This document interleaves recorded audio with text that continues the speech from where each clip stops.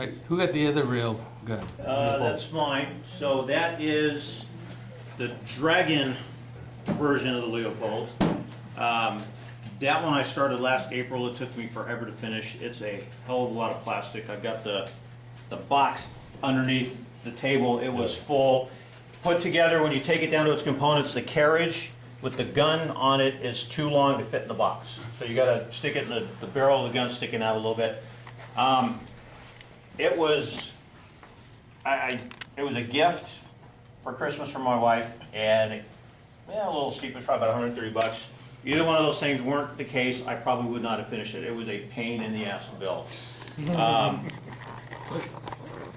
Any place that was visible, Dragon put a ejector pin mark.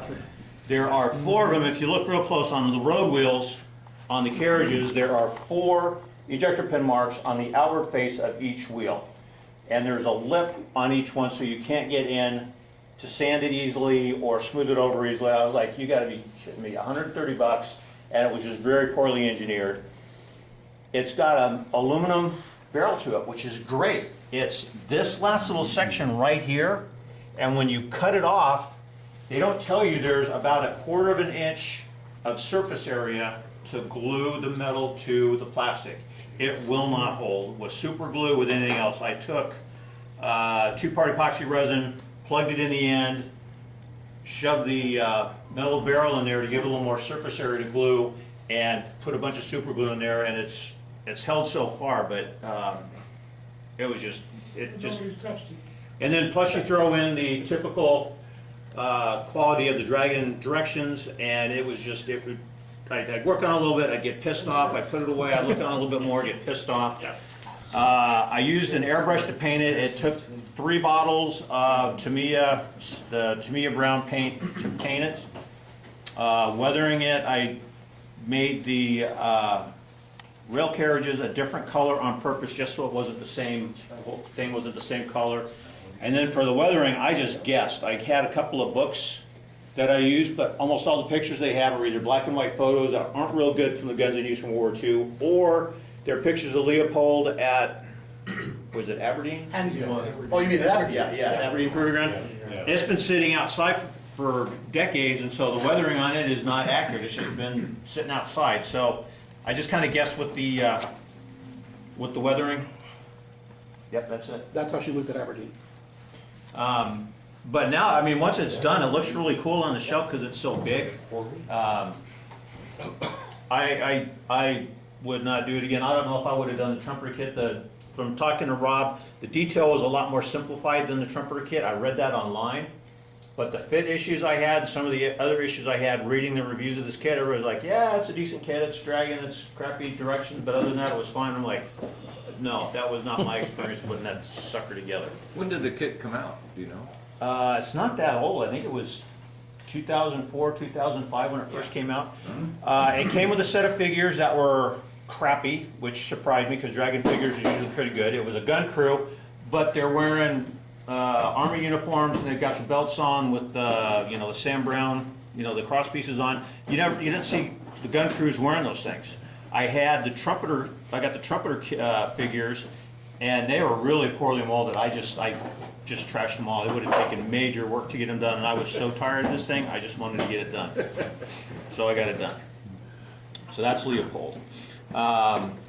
The Spitfire, the 2 Spitfires are the Eduard Spitfire 16 dual combo, so you get a high back 16, Mark 16, and a bubble top. Those are actually pretty good kits. The Eduard kits are getting a lot better than the first early ones they had.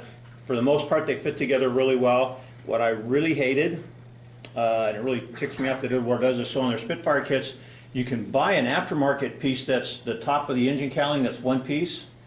If you don't use that, what comes in the kit are 2 separate pieces that don't go together very well, and I got tired of trying to fill the seams, so I just said, and finished them up. So that was really the only issue I had. The exhausts were a little bit tricky to put together because they're multi-part things instead of just something you put in from the side.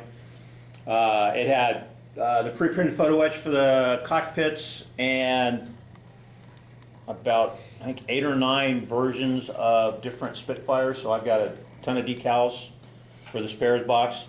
But they were a lot of fun to put together. Those two, I use Mission Models paints on them, and I'm sold on the Mission Models paint. They're just, it's great stuff. It dries quick. You can mask it. I haven't had anything pull up on it.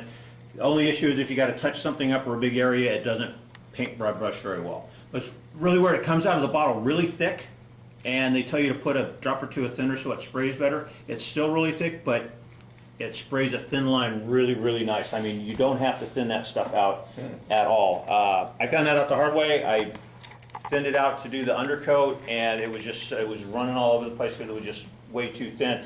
I didn't even do a half 50-50 mix. It was about 1/3 water to 2/3 paint. It was just way too thin. But those two are really good kits, and I've seen that. Eduard said if you like the late model Spitfires, I've seen it on sale now for like $35 for 2 kits, Yeah. 2 full kits. Very good deal if you can get those.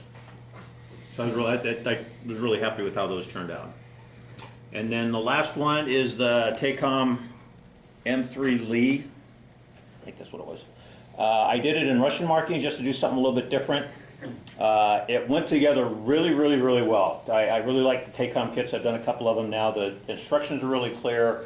Parts go together really well. They have this one designed so that all the pieces for the hull fit together only in one way, because the hull is all made up of separate parts. And I was thinking, oh, this is going to be a nightmare, but it went together really well. No filler anywhere. Everything fit really well. The only thing I didn't like about it, it's got link and length tracks. And if you don't get them in exactly the right spot, this individual ones around the side won't match up the way they're supposed to. And they don't give you a way to positively make for sure you've got it in the right spot. Now, I've done some with Tamiya that have a little pin sticking down that fits into one of the road wheels so you know it's in the right spot. Takom didn't do that. So there's one section on one of the tracks where there's a gap of almost 1/4 inch on one side, because I don't know what I did. They say, you know, put the part here and all these around the side, and I did all that stuff, and it just did not match up. And they don't give you any extra track links. So you've either got to get it right or you're kind of screwed. But actually, that was a really nice kit. There's absolutely no interior detail.